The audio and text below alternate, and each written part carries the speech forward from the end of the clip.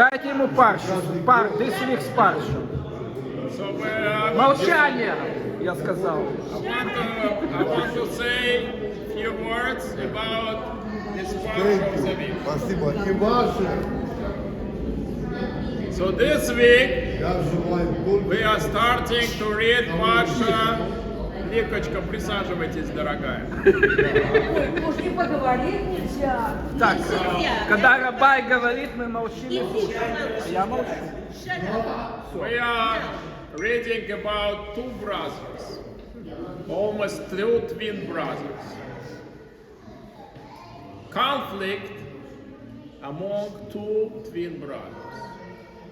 So, if we're going to write, it's generally like all literature is about conflicts between people. We can write like very like interesting stories and moving about this conflict between Jacob and Esau. It's not just conflict between two twin brothers, it's a conflict between two different worlds.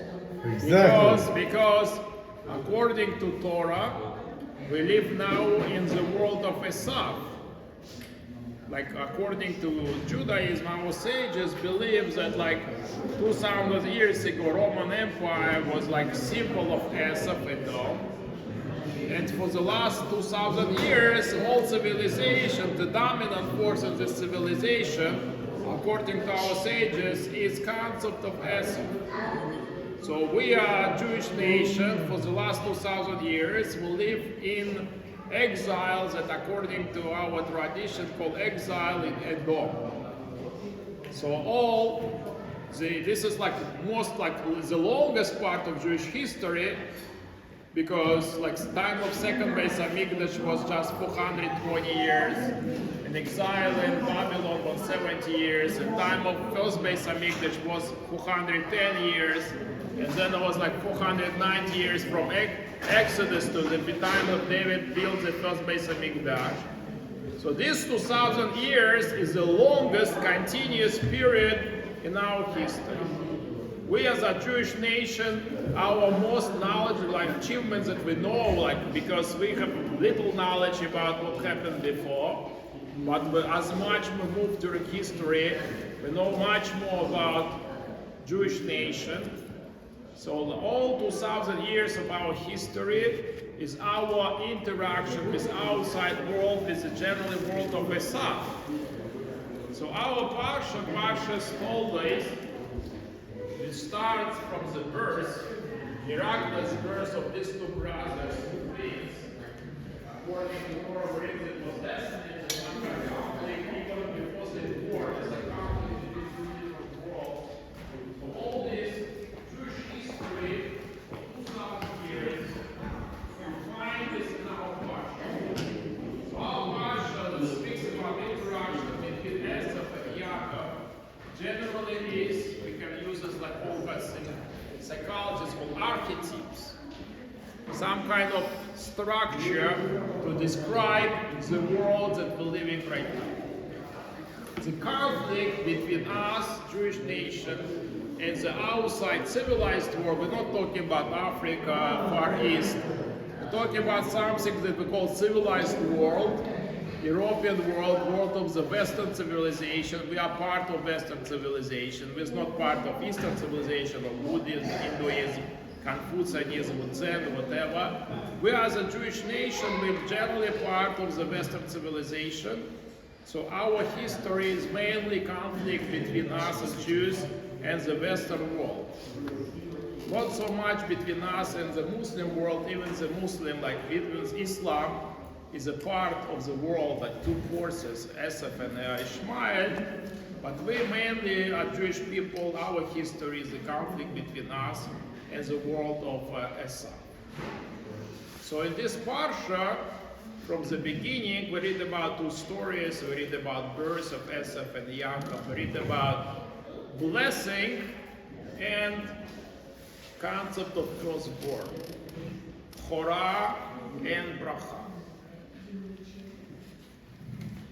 So in one of the most interesting questions in our parsha, in our Torah story, that we find that Yitzchak wanted to give blessing initially to Esau. And the question why?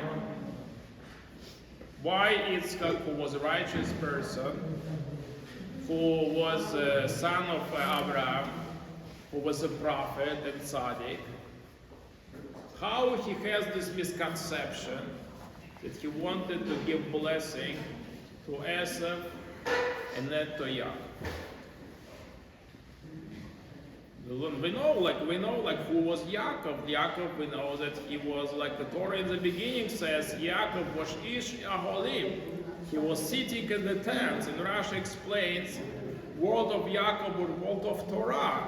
And Esau was Ish Sadeh. He was person of the field. Torah initially gave this description difference between Esau and Jacob. And even we know that Esau was blind, but probably he wasn't blind not to this extent to not understand the difference between his two sons, that his wife Rivka should understand this better. We see Rivka helped Jacob to receive this blessing.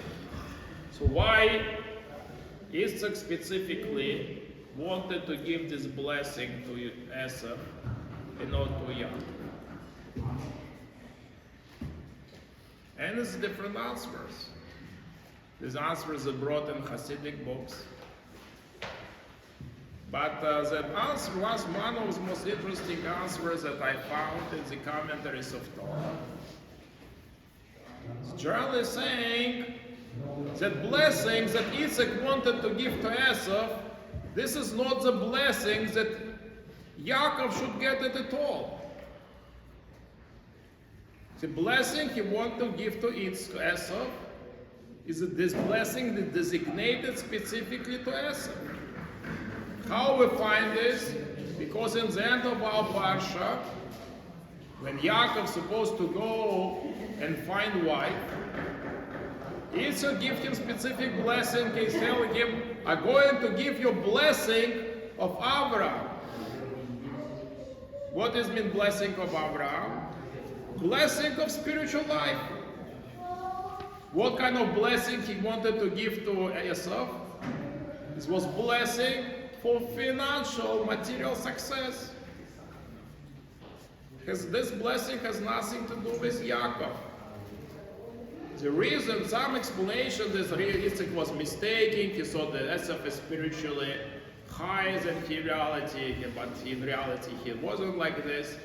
But in reality, according to this explanation, the blessings he wanted to give to Esau is not spiritual blessing. He wanted to bless Esau, who was Isha Sadeh, who was person of the field, with success in the physical world. And he didn't think that Jacob needed this blessing at all. He knew that he has two different sons. One son who is capable to have achievement in the physical world, and second son who is capable to have achievement in the spiritual world. This is why he knew that to Jacob he needed to give blessing of Abraham, the blessing that God gave to his father, to be spiritually advanced and spiritually developed. But he felt that yes, Jacob doesn't need blessing to be financially well-established person. He thought this blessing has nothing to do with Jacob. So he was right in his point of view. However, his wife Rivka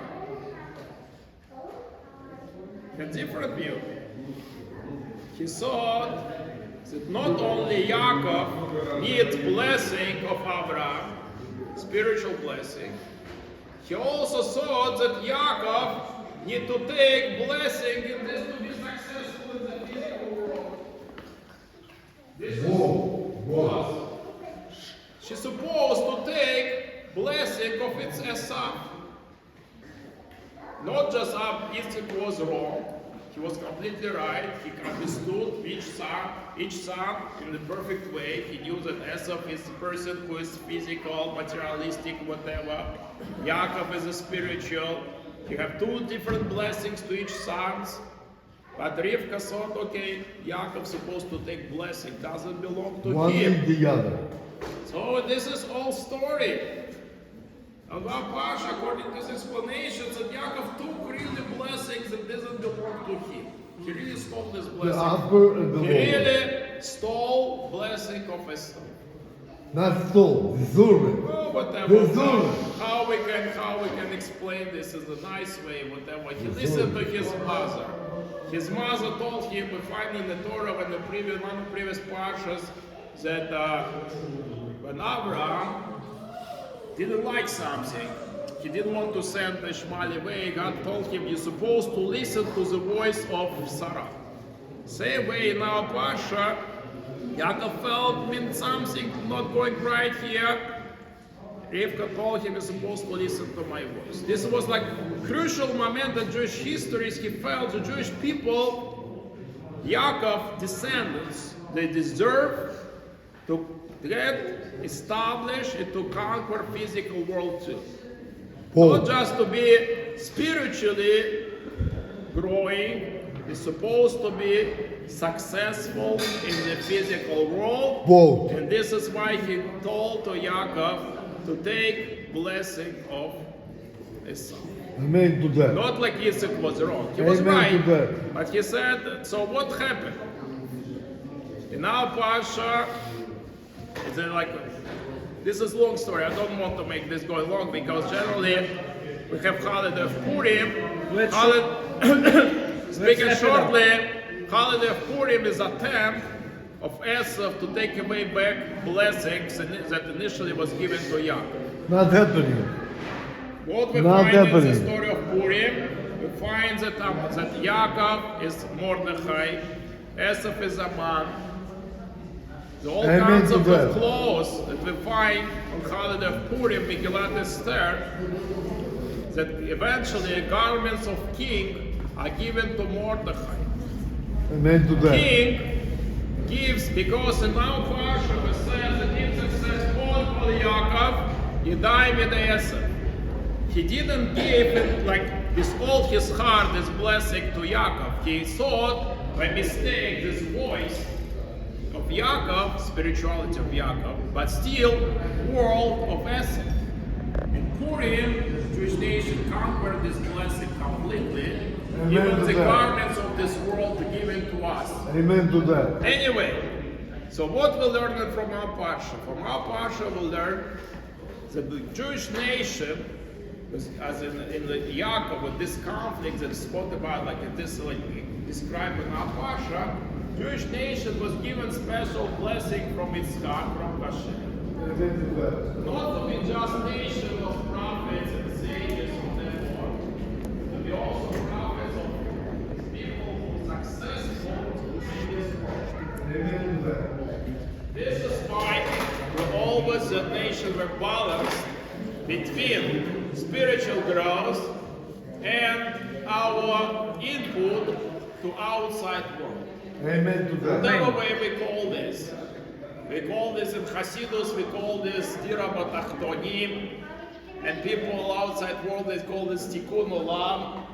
Whatever language all Jewish groups of Jewish people use, we have same idea as the Jews as a nation who's supposed to have input on the physical world. We're supposed to have expansion to conquer this world, physical world, and make this a place of holiness on one side and prosperity on the other side. We don't believe in holiness without prosperity. Amen. Amen. Amen. This is why we don't believe that poverty, suffering is a good thing. We believe that happiness and wealth and health is a blessing. Amen to that. Amen. And this is what we try to achieve in this world. And this is we're starting from this parsha. So this is why today that we're reading this parsha that is like whole Jewish history, 2,000 years about our life, conflict with the world. By the way, the main concept of Esau, according to the Lubavitcher Rebbe, is United States. Esau, he said, has already overcome his tikkun. Because United States is a country of Chesed, there's two great tzaddikim like Lubavitcher Rebbe and also Rabbi Yoel from Satmar.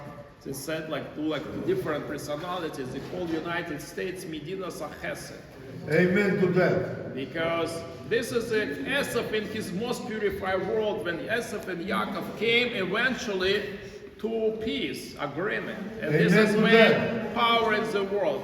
Amen So to when that. the idea of high spiritual values come together with idea of success and prosperity Amen to for that. everybody.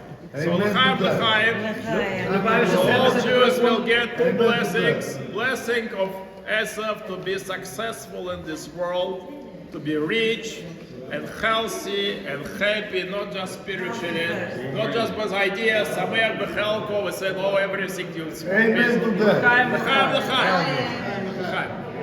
Last thing. So Lubavitch Rebbe said that we eventually will all gonna go to Israel. Yes? Waiting for me. We are in Israel. Israel